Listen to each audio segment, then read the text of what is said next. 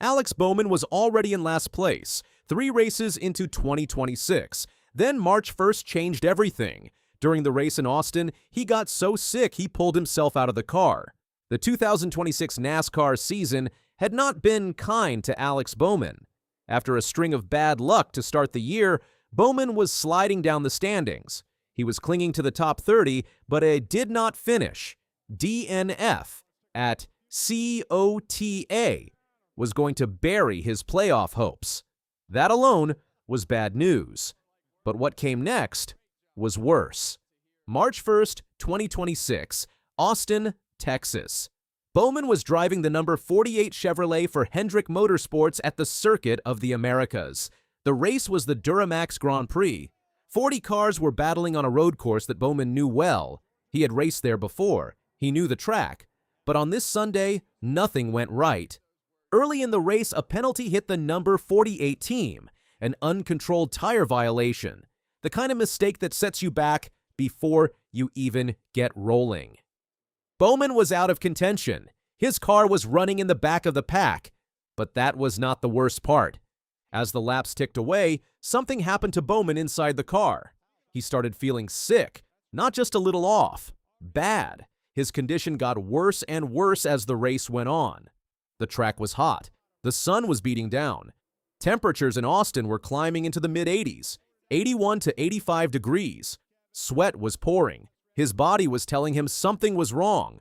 Bowman kept pushing. He wanted to finish. He wanted to score points.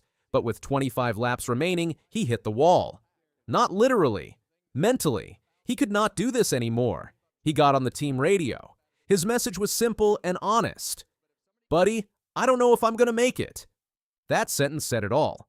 Bowman was struggling. His team heard it. They knew their driver. They knew when something was wrong.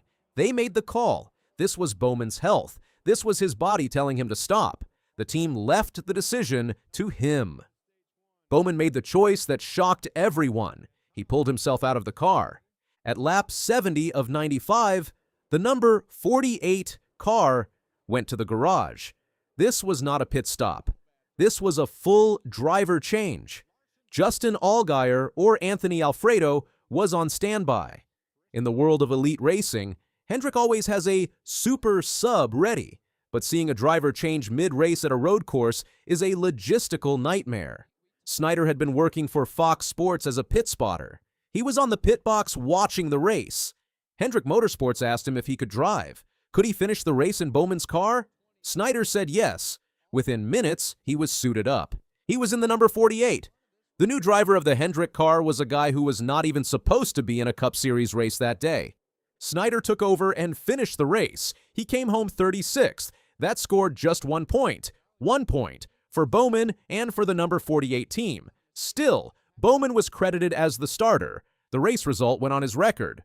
But his name would be remembered for a different reason now. He had pulled himself out mid-race. That does not happen every week. It does not happen every season. When a driver makes that call, something is seriously wrong. Here is where the bad news got worse. After the race, Bowman went to the infield care center. Medical staff checked him out, but something was not right. The answer was not obvious. Bowman needed more than just one look. He needed real testing, real answers. Hendrick Motorsports announced the next day that Bowman would need medical evaluation. He would miss the next race. The next race was Phoenix. March 6th, Phoenix Raceway. And here is the thing. Phoenix is Bowman's hometown, Arizona. Bowman is a Tucson native. His hometown race, the one race a year he gets to race in front of his home crowd, and he was going to miss it. Medical testing took 2 days. 2 days of doctors and scans and questions. Bowman went through several rounds of testing, multiple tests. The doctors were trying to pinpoint exactly what was wrong. What had knocked him out during that race? What had made his body fail him? On March 3rd, the answer came back. Vertigo.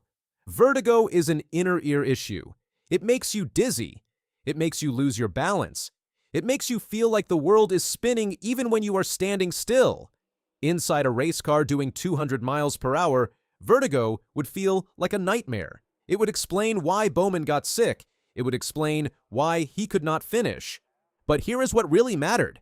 The testing was clear on one thing. It was not a concussion. No head injury, no brain damage, nothing that would have long-term effects. That was good news in a world of bad news. Jeff Andrews is the president of Hendrick Motorsports.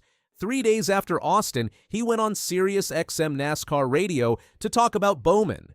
Andrews said something important. He said Bowman had no warning before it hit, no indication, no sign it was coming. "It's very odd," Andrews told the radio host. "No, there was nothing. There was no indication prior to the race. Several of us talked to Alex for quite a while, not only through the weekend, but then again on Sunday. So, at some point during the race, this started to set in with him and became progressively worse." The cause of the vertigo was still unclear, but the team was not giving up. Andrews made another promise. That seat will be ready for him when he's ready to get back in that car. Bowman's job was safe. His team had his back. The most important thing was his health. But Bowman still had to miss Phoenix. Anthony Alfredo, a driver who works as a simulator test driver for Hendrick Motorsports, got the call. Alfredo would drive the number 48 at Phoenix. For Bowman, missing his hometown race was another blow. Bad news on top of bad news. Think about where Bowman stood now. 3 races in, 36th in points, last place. He had scored points in only one of those 3 races. He was in a points hole. The 2026 chase format was new. Points were a premium. Bowman needed to catch up. He needed wins.